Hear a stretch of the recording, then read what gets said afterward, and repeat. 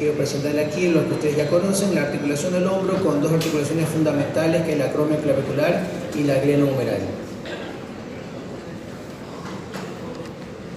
Esta es una vista de reconstrucción 3D de una articulación del hombro, reconstrucción tomográfica, donde podemos ver de nuevo la articulación acromioclavicular y la glenohumeral. Una vista, un corte en axial de una artro TC, donde podemos ver este líquido blanco que es el contraste que se ha usado para la artro TC y que nos va a permitir visualizar por este método de estudio el labrum, que es un elemento muy importante dentro de la estabilidad del hombro. Los planos de evaluación.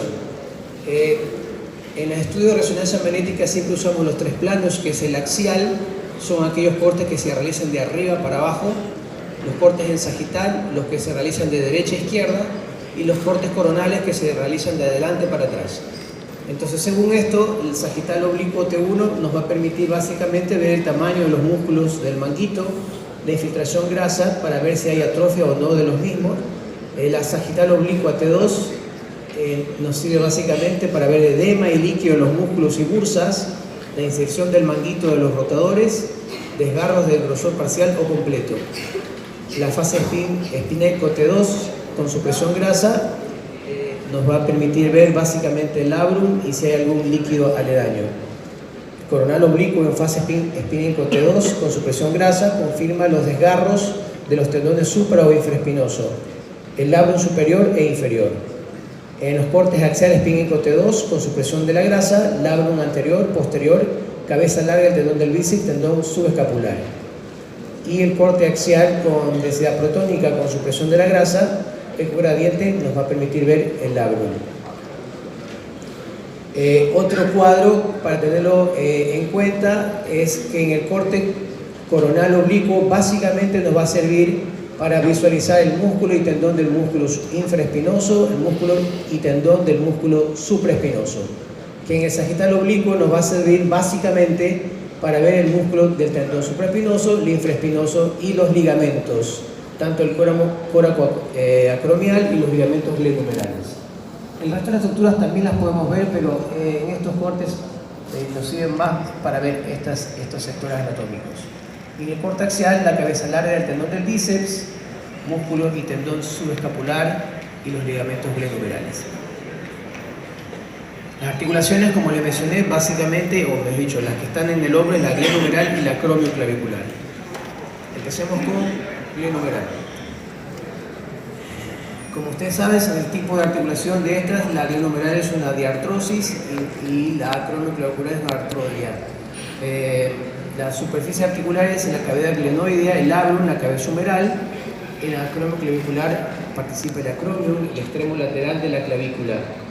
Los medios, la cápsula interna para los dos, y los ligamentos, tanto en la glenohumeral tenemos el coraco humeral, el coraco glenoideo, los ligamentos glenohumerales y el humeral transverso. Y en la acromioclavicular tenemos los ligamentos intrínsecos y extrínsecos, como lo expongo en esta diapositiva. Una vista de resonancia magnética en un corte coronal, donde permitimos ver la articulación glenohumeral, donde tenemos la glena y la cabeza del húmero. Y en la siguiente diapositiva vemos la articulación acromioclavicular demostrando los ligamentos intrínsecos. En esta siguiente, y este es un corte sagital, donde permite demostrar los ligamentos que fijan la clavícula como el acromio, con la coracoides, y podemos ver los ligamentos tanto el conoide como el trapezoide en este sector de aquí. Y aprovechando la diapositiva podemos ver el músculo supraespinoso en esta secuencia, que es un T1, permite ver la grasa, una señal hiperintensa demostrando un buen espesor de músculo supraespinoso. Cuando esto que se ve blanquito se infiltra en el músculo, estaríamos hablando de una atrofia de este músculo, y siempre que vemos este músculo con cosas blancas adentro, o atrofia o infiltración grasa, tenemos que ir a revisar qué está pasando con este músculo, dónde está la lesión por cual el paciente no está utilizando este músculo. El músculo supraespinoso es el que sufre mayormente atrofia. Un corte axial, tanto en este caso con una artroresonancia, el T2 y una en densidad protónica, donde podemos ver el labrum. El labrum es un rodete fibrocartilaginoso que rodea a la cavidad glenoidea y sirve para aumentar su profundidad y la superficie articular. Si el labrum no tuviésemos, yo diría que esto cumple más o menos casi la función del menisco en la rodilla, y este va a aumentar la superficie de articulación. Si este labrum no existiera, digamos que la cabeza humeral se iría para adelante, para atrás muy fácilmente. Pero la gracia de la existencia del labrum y la cantidad de ligamentos que se insertan en él es que van a favorecer la estabilidad del óvulo. En este caso,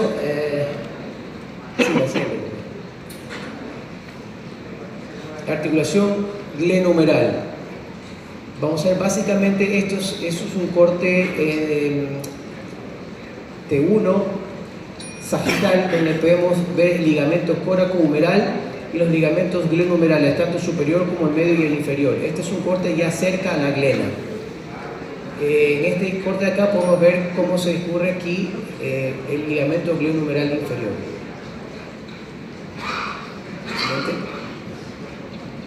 Una vista axial donde con un estudio de artorresonancia podemos ejemplificar y demostrar la cápsula articular, que sabemos que tiene 3 tipos de inserción: la más cercana a la glena, en el cuello de la glena o distal a la misma. Sería grado 1, 2 o tipo 1, 2 o 3. En este caso, para aprovechar la foto, el tendón bicipital con líquido alrededor de él en una artorresonancia. Sigamos. La articulación glenohumeral, los tendones, el supraespinoso, que es el aductor, el tendón infraespinoso es un rotador externo, el tendón redondo menor, que es otro rotador externo, el tendón subescapular, que es el rotador interno.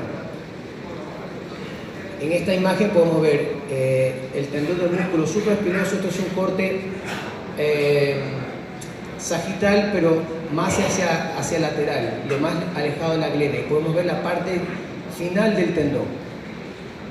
En este caso, fíjense en la señal intensidad que tiene el músculo, y cuando yo lo veo más oscuro o más hipointenso, es la parte ya de la unión miotendinosa, y podemos distinguir en este caso los tendones, tanto el músculo supraespinoso, en este caso la espina, el músculo infraespinoso, el redondo menor y el subescapular.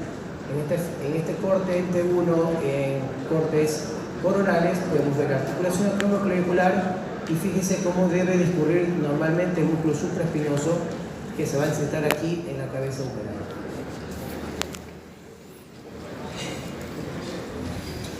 Las bursas periarticulares, básicamente la más importante es la bursa subaracromio-subdeltoidea, debajo del ligamento coracoacromial y por encima de los tendones supra e infraespinosos. Y la bursa subcoracoidea entre la apófisis coracoide y la superficie anterior de subescapular. Cuando hay un hombro con dolor, hay que ir a buscar si existen líquidos en estas dos bursas. Siguiente. En este caso puede ser una vista de resonancia magnética, donde vemos articulación acromioclavicular, que en este caso nuestro paciente está enferma esta articulación, y esto blanquito o hiperintenso es el líquido que se ubica en la bursa subacromial. Lo que está demostrando aquí es una ruptura parcial del músculo supraespinoso a nivel de la unión miotendinosa cercano a su inserción. Otra imagen demostrando la presencia de líquido, ¿sí?, en la bursa subacromio-subdeltoidea. Otro corte coronal en STIR y en T1, donde podemos ver de nuevo la presencia de líquido adyacente a la inserción del músculo, del tendón del músculo supraespinoso, indicando líquido a nivel de la bursa. Y un corte sagital, donde podemos tener también presencia de líquido subacromial. Otra imagen donde podemos explicar el músculo supraespinoso, que aprovechando la imagen, aquí existe una alteración degenerativa de la articulación acromioclavicular con un osteofito que sería el responsable de la ruptura parcial del músculo supraespinoso, que discurre por debajo de ella, haciendo un fenómeno compresivo y presencia de líquido. ¿Sí? Esto es patológico, este líquido no debería estar, y esta disrupción o discontinuidad de la fibra del tendón del músculo supraespinoso también es patológico, tanto en STIR o en densidad protónica como en T1, fíjense.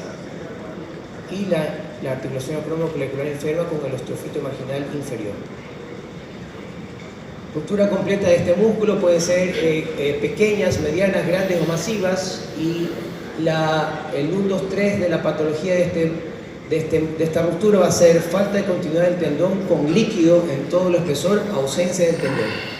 Posteriormente hay una retracción tendinosa, posteriormente una atrofia muscular, infiltración grasa y líquido en la bursa subaracnoidea y ascenso de la cabeza humeral. Los grados, grado 1, 2 o 3, de acuerdo a la extensión del desgarro, el grado 1, extremo tendinoso, se encuentra próximo a la inserción ósea, en el grado 2, extremo tendinoso se localiza a la altura de la cabeza humeral, y el grado 3, que es más severo, en la cual ya hay una retracción total del músculo. En este caso, un ejemplo de resonancia magnética con intensidad protónica o STIR, donde vemos articulación acromioclavicular y la ruptura del tendón que debería llegar hasta acá está a la altura de la cabeza humeral según grado 2. Y en este caso está totalmente retraído el músculo, el tendón totalmente retraído, la presencia de líquido como testigo de la lesión y acompañado aquí una lesión subcortical. Puede existir que aquí también haya existido un desprendimiento o una fractura por abulsión. En este caso, un grado 3. Corte coronal y sagital, donde vemos lo mismo, ¿no? Presencia de líquido.